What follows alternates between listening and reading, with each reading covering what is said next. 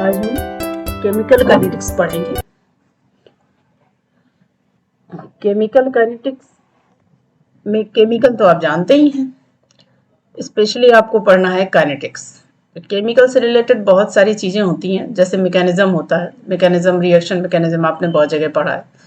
उसमें इलेक्ट्रॉन्स का ट्रांसफ़र होता है, बॉन्ड ब्रेकिंग होती है, इस तरीके से चीज़ें होती हैं। उसी तरीके से यहाँ पर काइनेटिक्स भी होती है। तो सिमिलरली जैसे पहले हम पढ़ते रहे हैं अदर वीडियोस में, वैसे ही यहाँ भी हम दो पार्ट में इसको डिवाइड कर लेते हैं, सिलेबस एंड बेसिक्स। तो सिलेबस में क्या क्या है? मॉलिक्यूलरिटी है, ऑर्डर ऑफ रिएक्शन है, एक्टिवेशन एनर्जी है,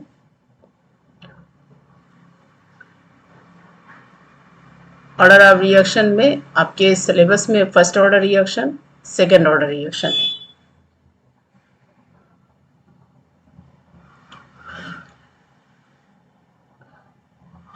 थर्ड ऑर्डर nth ऑर्डर इतना ज़्यादा नहीं होता है, तो वो नहीं है इस पर।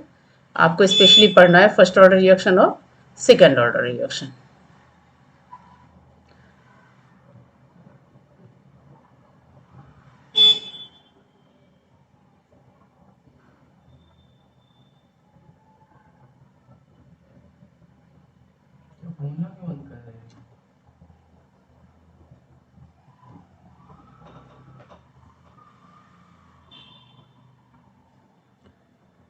और बेसिक्स में आपके types of reaction, rate of reaction, activation energy को आपको अच्छे से पढ़ना है।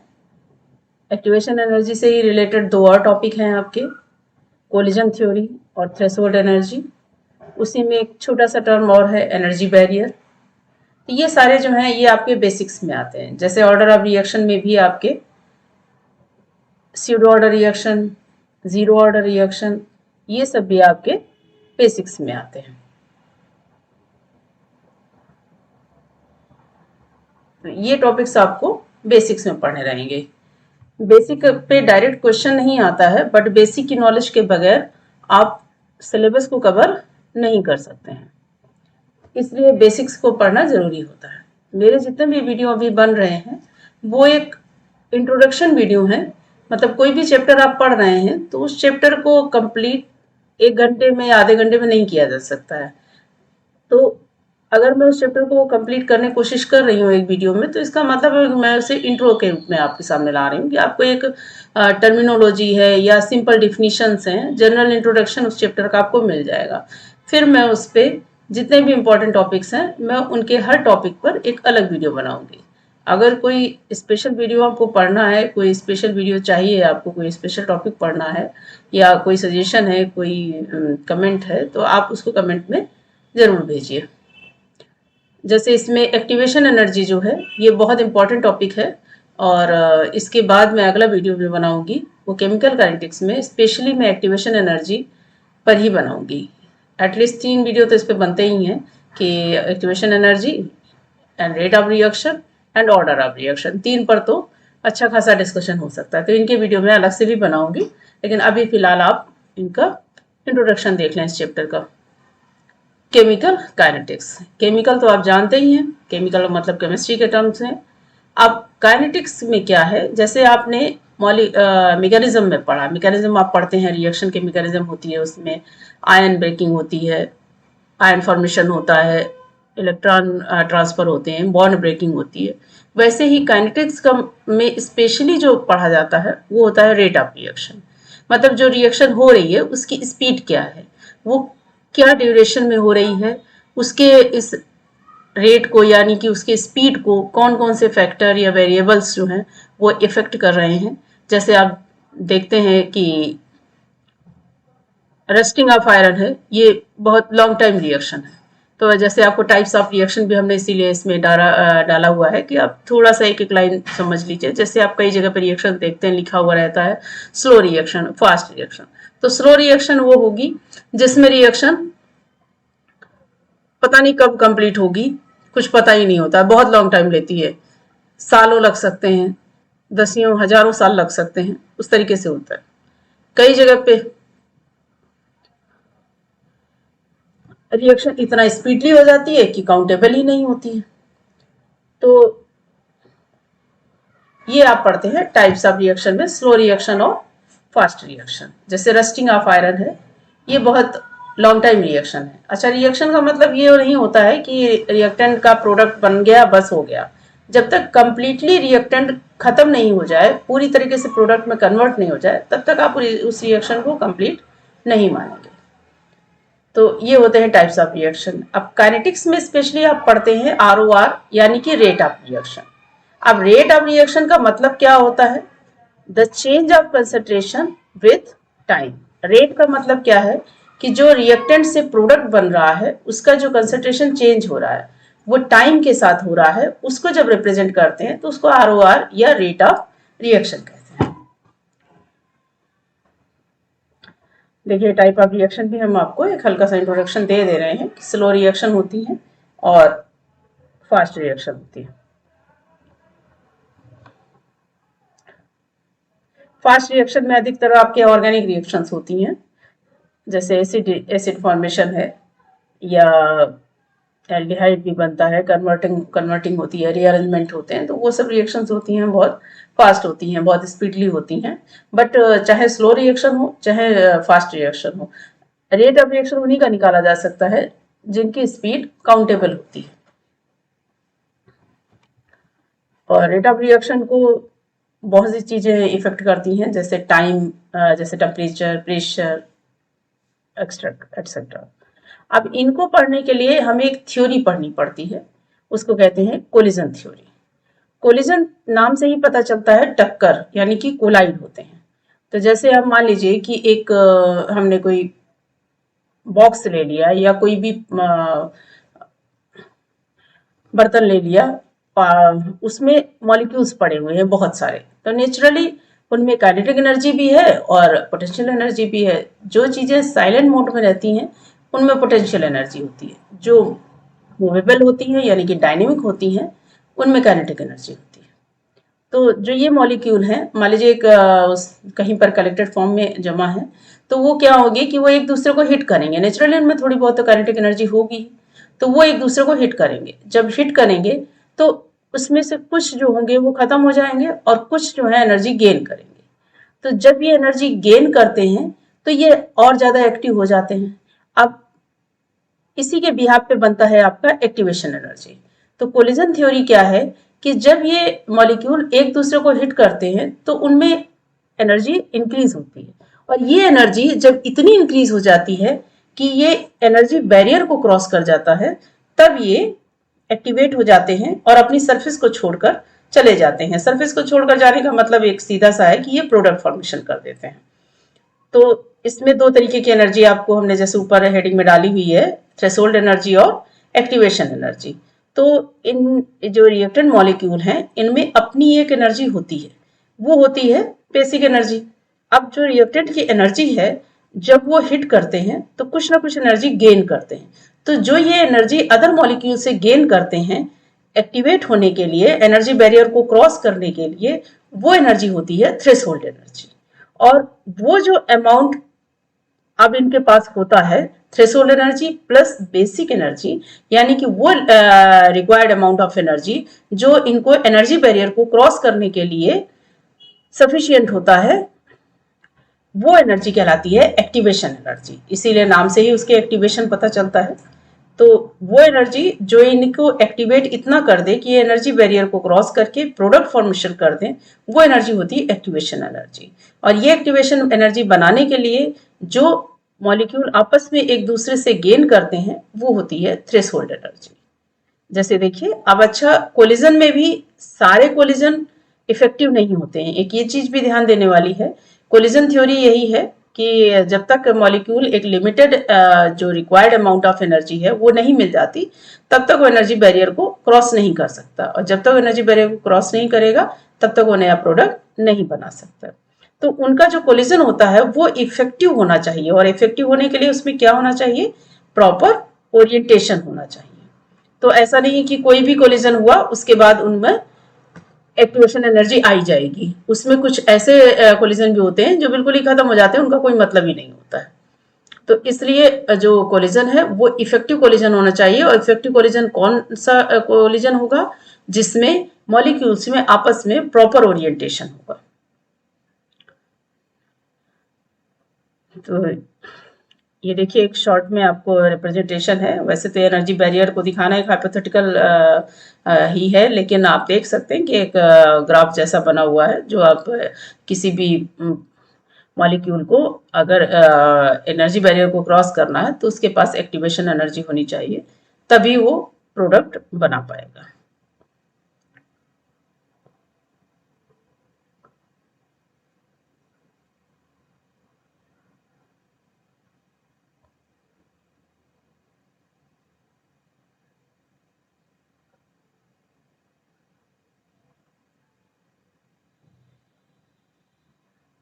इसमें यही बात ध्यान देने वाली है और यही कोलिजन थ्योरी होती है कि जो इफेक्टिव कोलिजन है वही एक्टिवेशन एनर्जी, उसी के थ्रू मॉलिक्यूल जो है एक्टिवेशन एनर्जी गेन करते हैं और एनर्जी बैरियर को क्रॉस करते हैं। तो वही मॉलिक्यूल प्रोडक्ट बनाने में सक्सेस होते हैं जिनके पास एक्टिवेशन एनर्जी होती है, जो एनर्जी बैरियर को क्रॉस कर सकते हैं। ये देखिए एक फार्मूला और आ रहा है आपका, activation energy is equal to energy of reactant plus threshold energy. इसी तरीके से एक एक्टिवेशन एनर्जी का मैथमेटिकल एक फार्मूला भी होता है, मैथमेटिकल रिप्रेजेंटेशन भी होता है, जो न्यूमेरिकल्स के लिए बहुत इंपॉर्टेंट है। बट ऐसे तो आप सिंपली एक फार्मूला याद रखिए बस।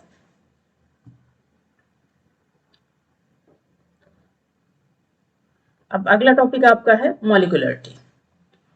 मॉलिक्यूलरिटी में क्या है? The number of molecule taking part in reaction, it should be whole number, never be zero. Molecularity क्या है कि जितना मॉलिक्यूल पार्टिसिपेट करता है रिएक्शन में वो हो जाता है मॉलिक्यूल, और ये हमेशा होल नंबर होना चाहिए। ये किसी भी हालत में जीरो या फ्रैक्शन में नहीं हो सकता है, ना पॉइंट्स में हो सकता है। अब जैसे आपके सामने एक एग्जाम्पल आ रहा है, अमोनिया का डिकम्पोजिशन हो रहा है। अमोनिया का डिकम्पोजिशन होगा तो उसमें नाइट्रोजन बनेगा और हाइड्रोजन बनेगा। तो उसमें हम देख रहे हैं कि दो मॉलिक्यूल ऑफ अमोनिया लिए गए हैं। तो जो ये दो लिखा हुआ है NH3 के पहले, यही आपकी मॉलिक्यूलरिटी। तो मॉलिक्यूलरिटी को कैलकुलेट करना बहुत इजी है, सामने से देख के ही पता चल जाता है। इसमें कोई प्रैक्टिकल लैब में जाने की जरूरत नहीं पड़ती है, ना ही वेरीफाई करने की जरूरत है। आपको सीधे दिख रहा है कि जो रिएक्टेंट है उसका कितना मॉलिक्यूल हमने यूज किया है, वही उसकी मॉलिक्यूलरिटी हो जाती है। और इसीलिए आपको कह रहे हैं कि ये होल नंबर होना चाहिए, ना तो ये कभी जीरो हो सकता है, ना ही ये कभी फ्रैक्शन में या पॉइंट्स में हो सकता है। बस आपको सीधा सीधा रिएक्शन को देखना है। रिएक्शन में आप देखिए कितना पार्ट रिएक्शन में कितना मॉलिक्यूल पार्ट ले रहा है, बस। जबकि ऑर्डर ऑफ रिएक्शन जो होती है वो इससे बिल्कुल अलग होती है। एक तो ऑर्डर ऑफ रिएक्शन जो होती है वो टोटली प्रैक्टिकल टर्म होता है, जबकि मॉलिक्यूलरिटी जो है ये आपका थ्योरेटिकल है। इसके लिए आपको लैब में जाने की जरूरत नहीं है, आप सिंपली रिएक्शन को देख के बता सकते हैं। अगर आपकी इक्विलिब्रियम रिएक्शन है तो फॉरवर्ड डायरेक्शन में आप रिएक्टेंट के मॉलिक्यूल्स देखेंगे। अगर आपकी बैकवर्ड रिएक्शन आ रही है तो आपको प्रोडक्ट के मॉलिक्यूल्स देखने हैं, क्योंकि आपको पता है कि फॉरवर्ड डायरेक्शन में रिएक्टेंट रिएक्टेंट होता है, जबकि बैकवर्ड डायरेक्शन में प्रोडक्ट्स आपके रिएक्टेंट में कन्वर्ट हो जाते हैं।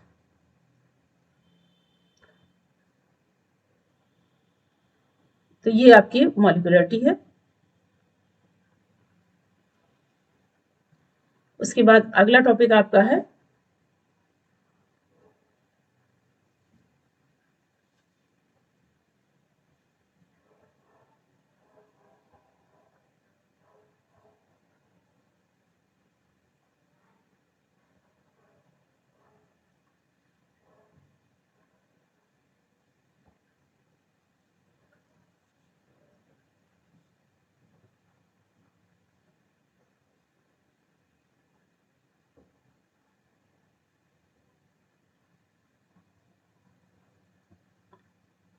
नेक्स्ट टॉपिक है आपका ऑर्डर ऑफ रिएक्शन।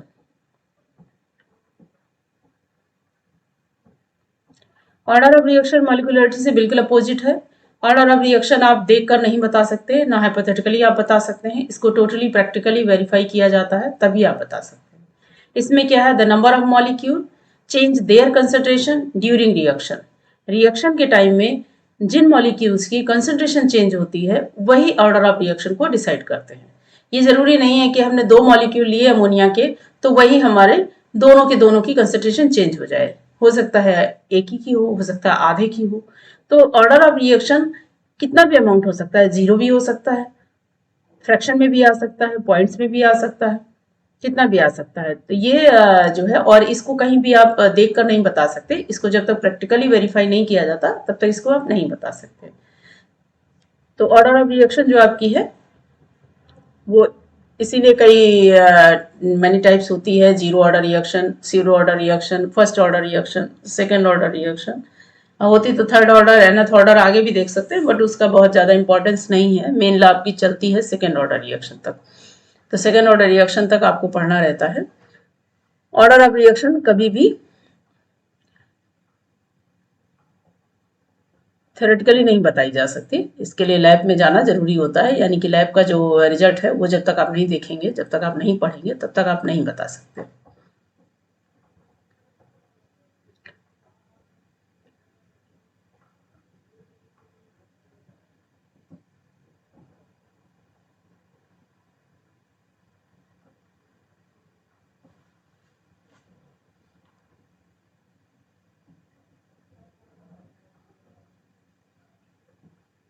अभी ऑर्डर ऑफ रिएक्शन जो आपकी है ये 0 भी हो सकती है, फ्रैक्शन में भी हो सकती है, पॉइंट्स में भी हो सकती है। प्रैक्टिकल टर्म होता है। कई बार ऐसा होता है कि आप ये कहेंगे कि क्या 0 का मतलब ये है कि क्या कंसंट्रेशन चेंज ही नहीं होती है, लेकिन ऐसा नहीं है, कंसंट्रेशन चेंज होती है, बट कई बार ऐसा होता है कि जो कंसंट्रेशन चेंज हुई है वो काउंटेबल नहीं हो पाई, इतना ज्यादा स्पीड में हो गई या इतना ज्यादा अमाउंट में हो गई कि काउंट नहीं हो पाई, तो वो जीरो ऑर्डर रिएक्शन चला जाता है। ये ऑर्डर ऑफ रिएक्शन कैलकुलेट करने का एक फार्मूला है, सिंपल एक जनरल फार्मूला है, जिसको आप देख लीजिए। इस फार्मूले को मैथमेटिकली भी यूज किया जाता है और किसी भी रिएक्शन को देखकर आप उसकी ऑर्डर ऑफ रिएक्शन निकाल सकते हैं।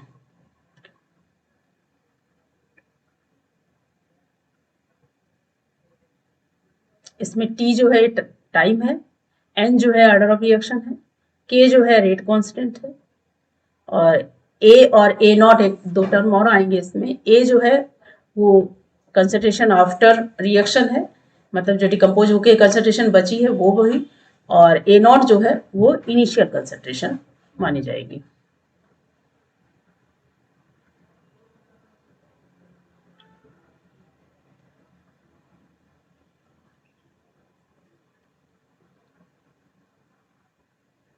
इस फार्मूले को आप यूज करके किसी भी रिएक्शन की ऑर्डर ऑफ रिएक्शन निकाल सकते हैं।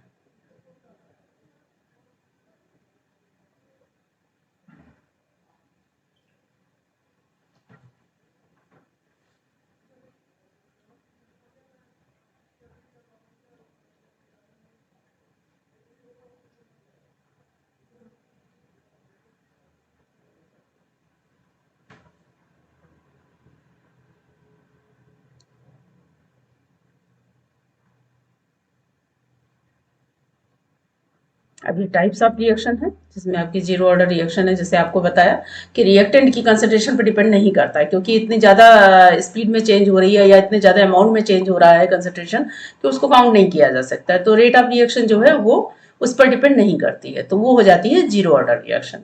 बट ये कभी नहीं सोचेगा कि जीरो ऑर्डर है तो इसका मतलब क्या कंसंट्रेशन चेंज ही नहीं हुई, कंसंट्रेशन चेंज नहीं होगी तो रिएक्शन होगी नहीं। इसी तरीके से फर्स्ट ऑर्डर रिएक्शन जो है, जैसे आपको नाम से ही पता चला है फर्स्ट है, यानी कि सिंगल रिएक्टेंट की कंसंट्रेशन पर डिपेंड करता है ROR, यानी कि rate of reaction.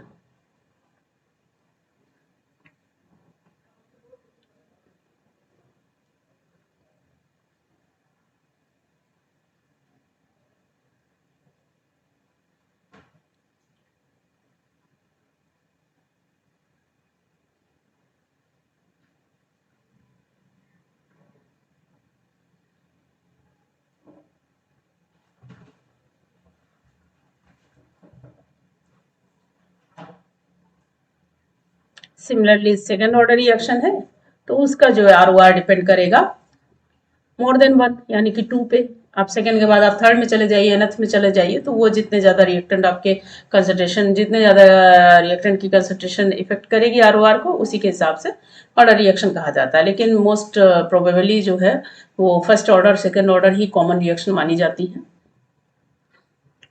Zero order और स्यूडो ऑर्डर को तो हम पढ़ लेते हैं, जिससे आपको नॉलेज होनी चाहिए बस, लेकिन बाकी ज्यादा इन पे क्वेश्चन है नहीं। मेन आपको फर्स्ट ऑर्डर सेकेंड ऑर्डर ही पूछनी रहती है, वही पूछी जाती है।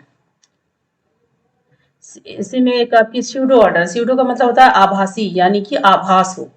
तो स्यूडो ऑर्डर रिएक्शन का भी सेम कंडीशन वही है कि ये देखने में सेकेंड ऑर्डर रिएक्शन होती है, बट उसमें से एक एक रिएक्टेंट ऐसा होता है, उसका अमाउंट इतना ज्यादा होता है कि वो काउंटेबल नहीं होता है।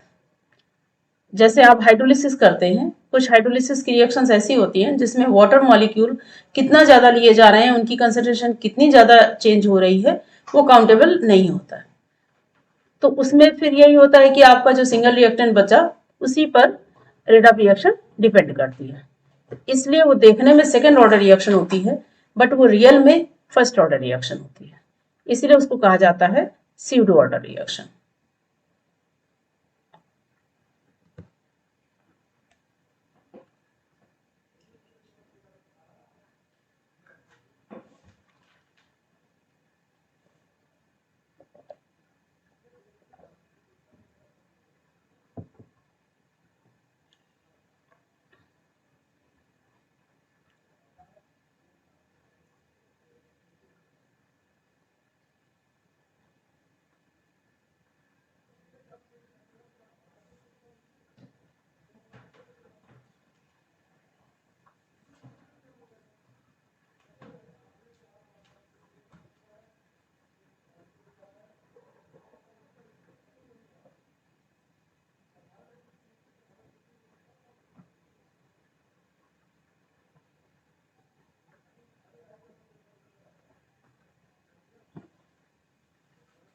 तो इसकी भी एक सिंपल सी रिएक्शन आप, सिंपल सी डिफिनीशन आप बता सकते हैं कि इसका ROR जो है वो भी वन रिएक्टेंट की कंसंट्रेशन पर डिपेंड करता है।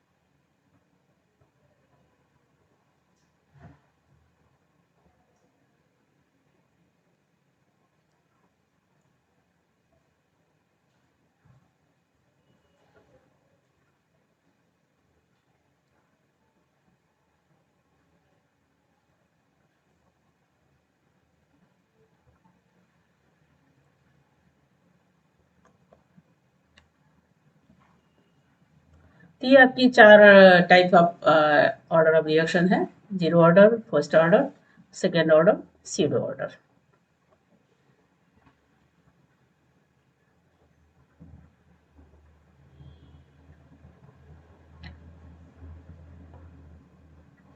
इनके कुछ एग्जाम्पल्स हैं, रिएक्शंस हैं, वो हम आपको आगे बताते हैं। पहले आप इनकी डिफिनीशंस को क्लियर कर लीजिए। मेन केमिस्ट्री में जो होता है, मेन होती है टर्मिनोलॉजी। अगर आपको टर्म्स क्लियर होते हैं तो 50% केमिस्ट्री आपको तैयार हो जाती है। 50% आप एक्सप्लेनेशन पढ़िए तब तैयारी होती है, लेकिन 50% आपको एज अ इंट्रोडक्शन के लिए आपको तैयार हो जाती है। मान लीजिए केमिकल काइनेटिक्स अचानक कोई आपसे पूछ दे रहा है, तो आपकी नज़र में एक बार में ही एक चैप्टर आपके दिमाग में है कि भाई उसमें फर्स्ट ऑर्डर रिएक्शन ऐसी है, सेकेंड ऑर्डर ऐसी है, स्यूडो ऑर्डर ऐसी है, जीरो ऑर्डर ऐसी है। किसी का ऑर्डर ऑफ रिएक्शन निकालना है तो उसका वो फार्मूला है। कोलिजन थ्योरी क्या है? Without collision theory I can not explain activation energy. तो ये सारी चीजें आपसे पूछी जाए, मान लीजिए एक्टिवेशन एनर्जी पे क्वेश्चन हो रहा है, तो आपके दिमाग में तुरंत आता है threshold energy, collision theory, energy barrier, क्योंकि आपने ये सारी चीजें भी पढ़ रखी। ROR रेट ऑफ रिएक्शन को जो है आपने पहले हमने आपको बताया, the change of concentration with time, तो इसलिए इसको रिप्रेजेंट भी करते हैं dx/dt से।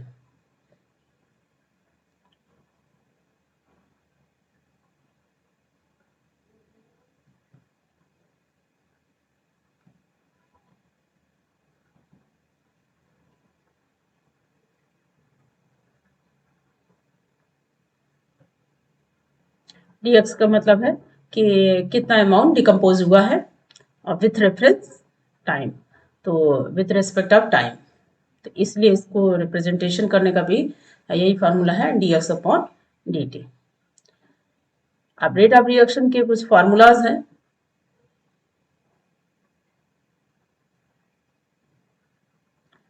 तो आप वैसे तो सिंपली इसको बता सकते हैं कि ये कंसंट्रेशन पर डिपेंड करता है, जिससे आपको बताया रिएक्टेंट्स की, लेकिन इसको पढ़ने से पहले आप एक लॉ पढ़ लीजिए जिसको कहा जाता है law of mass action.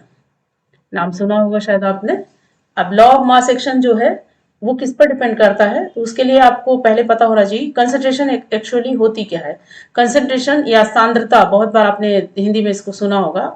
Concentration या सांद्रता का मतलब होता है the amount of solute in solvent. Solvent में जो सॉल्यूट का अमाउंट होता है वो कंसंट्रेशन को एक्सप्लेन करता है।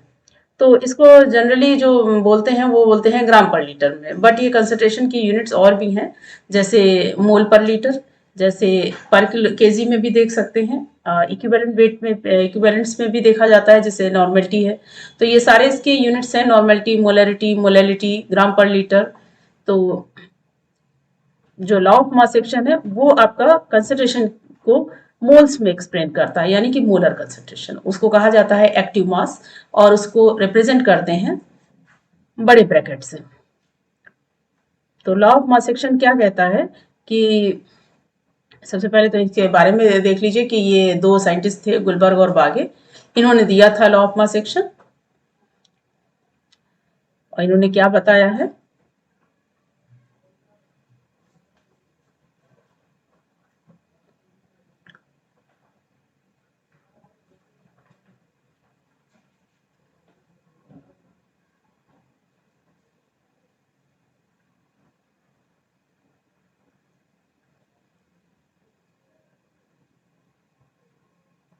कि जो रेट ऑफ रिएक्शन है, यानी कि ROR जो है, वो डायरेक्टली प्रोपोर्शनल होती है मोलर कंसंट्रेशन ऑफ रिएक्टेंट की।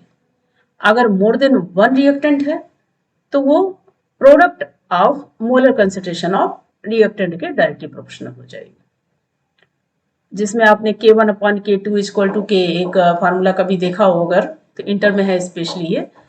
तो rate of reaction of reactants, फिर rate of reaction of products. जब वो रिएक्शन बैकवर्ड डायरेक्शन में चलने लगती है तो जो प्रोडक्ट्स होते हैं वही रिएक्टेंट्स बन जाते हैं। तो जो K2 आपका निकलेगा वो आपका या रेट ऑफ रिएक्शन जो बैकवर्ड डायरेक्शन की देखी जाएगी वो प्रोडक्ट्स के मोलर कंसंट्रेशन के प्रोडक्ट के मल्टीपल के इक्वल होती है, तो वहां पर उसका मोलर कंसंट्रेशन का प्रोडक्ट निकाला जाता है।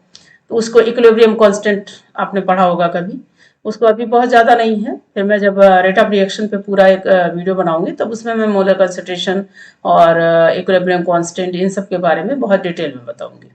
अभी तो आप सिंपली बस लॉ ऑफ मास एक्शन को देख लीजिए एक नज़र कि जो ROR है वो मोलर कंसंट्रेशन ऑफ रिएक्टेंट के डायरेक्टली प्रोपोर्शनल होता है, और अगर मोर देन वन रिएक्टेंट्स है तो उनके मोलर कंसंट्रेशन के प्रोडक्ट्स के डायरेक्टली प्रोपोर्शनल होता है। मोलर कंसंट्रेशन का मतलब होता है मोल्स पर लीटर, मोल्स का मतलब होता है ग्राम में अमाउंट अपॉन इक्विवेलेंट वेट।